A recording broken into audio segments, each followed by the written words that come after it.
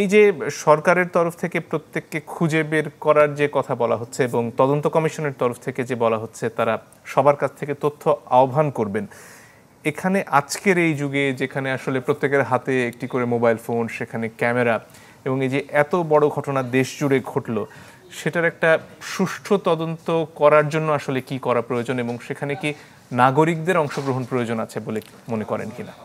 না, এইটা তো যেটা ডিমান্ড ছিল আন্দোলনকারী ছাত্রদের পক্ষ থেকে, সেটা ছিল প্রথম দিনে যে বিশেষ করে আবু সাঈদের বেগম রোকেয়া বিশ্ববিদ্যালয়ের সহ যে ঘটনা ঘটছে সেটার জন্যই এখন একটা তদন্ত এক সদস্যের কমিশন যদি বলেন যে গত 7 দিনের ঘটনার সবটা তদন্ত করবে, তাহলে 7 বছর লেগে যাবে।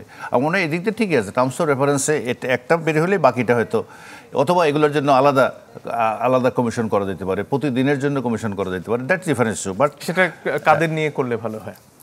না, যারা আমাদের তো যাদের প্রতি আস্থা আছে এরকম কাউকে নিয়েই করতে হবে। এখন বেশিরভাগ ক্ষেত্রে আমরা যখন এরকম ঘটনা করলে বিচার বিভাগীয় তদন্ত কমিশন আমরা চাই, এবং মোস্ট কেসেস এগুলো রিটায়ার্ড বিচারপতি দিয়ে করা হয়। এইবারই প্রথম দেখলাম একদম সিটিং জাজ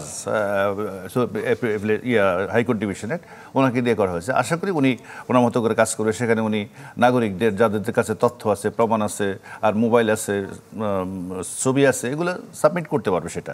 কিন্তু আমি যেটা বলতে চাচ্ছি, পুলিশের উদ্দেশ্যে যেটা বলতে চাচ্ছি, এই ধরনের ঘটনার পরে এইভাবে যে গ্রেপ্তার, এইটা আগেকার দিন তো আসলে নাই। আন্দাজের উপর কতগুলো লোকটা ধরলাম, এর মধ্যে থেকে হয়তো শেষ পর্যন্ত আসামি বের হবে, এইটা এক ধরনের একসময় প্রচলিত ছিল। বাট এখন শুধু সিসি ক্যামেরা না, সিসি ক্যামেরা দিয়ে অনেক সময় স্পষ্ট হয় না, হাজার হাজার মোবাইল, এই প্রত্যেকটা ঘটনা বা যুদ্ধ অবস্থা যখন তৈরি হয়েছে সাইদাবাদে অথবা ফার্ম গেটে, এখানে সেখানে, তো সব জায়গায় কিন্তু অসংখ্য ক্যামেরা ছিল, টিভি ক্যামেরা ছিল, স্টুডিওগুলোর প্রত্যেকটা ক্যামেরার মধ্যে এগুলো আছে। এখন অপারেশন শুড বি সার্জিক্যাল, একদম দেখে এই হচ্ছে তার এই গাড়ি ভাঙতেছে, আগুন লাগাচ্ছে, তার ছবি, আর তাকে অ্যারেস্ট করা হলো। এরকম যদি না হলে আপনি এখন বাহবা নেওয়ার জন্য যারে পান তারে ধরে নিয়ে গেলেন, এটা একটা শেষ পর্যন্ত বাণিজ্যিকীকরণ হয়। বাণিজ্যিকরণ করতে হচ্ছে এগুলো প্রচুর লোক বা থানায় যাবে, ছুটাবে, সেই জন্য আর্থিক লেনদেন হয়, কোর্ট কাছারি পুলিশ, এদের লাভ হবে, কিন্তু কাজের কাজ কিছু হবে না।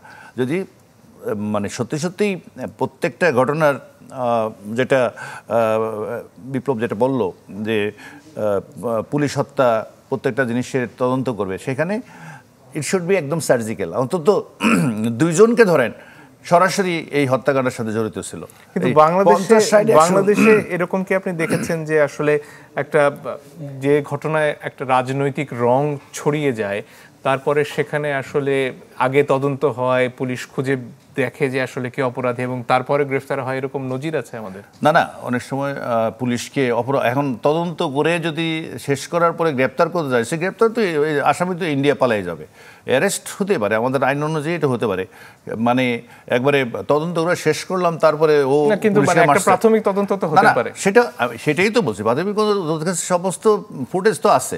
আমি বলছি প্রত্যেকটা, এখানে একবার শুনলাম 50টা, আবার পুলিশ বললো যে 153টা, যতটা মামলাই হোক প্রত্যেকটা মামলার জন্য অন্তত 2 জন 4 জন করে ধরেন, বাকিগুলো পরে আসবে, নির্দিষ্ট করে দেন।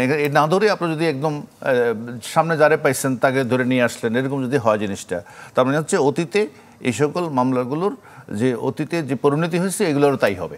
আপনি যদি 200, 400, 500 লোক, আবু সাঈদের ঘটনা যদি ধরি, সেখানে তো প্রথম অভিযোগটা পুলিশের বিরুদ্ধে এবং তারপর সেটার জন্য তো যে শিশুদের কথা আমরা শুরুতে আলাপ করছিলাম, সেখানেও পুলিশের গুলির অভিযোগ আমরা দেখছি, হেলিকপ্টার থেকে গুলির অভিযোগ দেখছি। আলাদা কেস হবে। আমার প্রশ্ন হচ্ছে যে এই অভিযোগগুলোতে মামলা হবে এবং মামলা সাধারণত পুলিশই তদন্ত করে, কিন্তু যখন অভিযোগটাই পুলিশের বিরুদ্ধে আসলে তখন পুলিশের তদন্ত কতটুকু গ্রহণযোগ্য হবে? না, অভিযোগটা পুলিশের বিরুদ্ধে কিনা এটা তো মানে এখনই, তাইলে তো আগেও আমরাও কমেন্ট করে ফেলতেছি এটা পুলিশে করছে। আপনি কি শিওর যে পুলিশে করছে? আবু সাঈদের ক্ষেত্রে কি আপনার সন্দেহ আছে? আমি তো এটার জন্য তো তদন্ত কমিটি করাই হয়েছে এই ইনসিডেন্টালে। এই আপনি তারপরেও যখন তদন্ত হবে সেখানে সেই পুলিশ, এই যে শিশুটির কথা প্রথমে পড়লাম, তার বাবা তো পরিষ্কারভাবে বলছেন যে তখন আকাশ থেকে গুলি এসেছে, ফলে অভিযোগ, অন্তত এই বিষয়ে তো কোনো সন্দেহ নেই যে অভিযোগটা পুলিশের বিরুদ্ধে। যে উনি আকাশ থেকে আসছে, গুলি যখন আসে উপর দিক থেকে আসছে না আকাশ থেকে আসছে, মানে একেবারে যদি শিওর হয় তাহলে তো উনি একটা তিনি তো অভিযোগ করছেন, নিশ্চিত হওয়ার প্রশ্ন নয়। উনি একটা কমপ্লেন তো করতে পারেন এবং সেখানে তখন তদন্তটা কে করবেন এটা আমার জিজ্ঞাসা। সেজন্য তো এটা তো পুলিশে এই যে প্রথম দিনের ঘটনা যেরকম 6 তারিখের 6 জন, এটা তো বিচার বিভাগ তদন্ত কমিটি করা হয়েছে, এই জন্য পুলিশ করবে না। আমার ধারণা এখানেও তাই করা উচিত, যে যেগুলোতে পুলিশের বিরুদ্ধে যেগুলো বাড়াবাড়ি অথবা অতি উৎসাহী যে সকল অভিযোগগুলো আসবে সেগুলোর জন্য আলাদা করেই পুলিশের নিজস্ব একটা মেকানিজম সবসময় থাকে। যদি এরকম পুলিশের আমরা অনেক সময় করি না, পুলিশ যে বিভিন্ন রকমের অনিয়ম করে দুর্নীতি করে এগুলোর জন্য প্রায় কিন্তু পুলিশের শাস্তি হওয়ার ইন্টারনাল একটা মেকানিজম আছে, প্রচুর শাস্তিও হয়।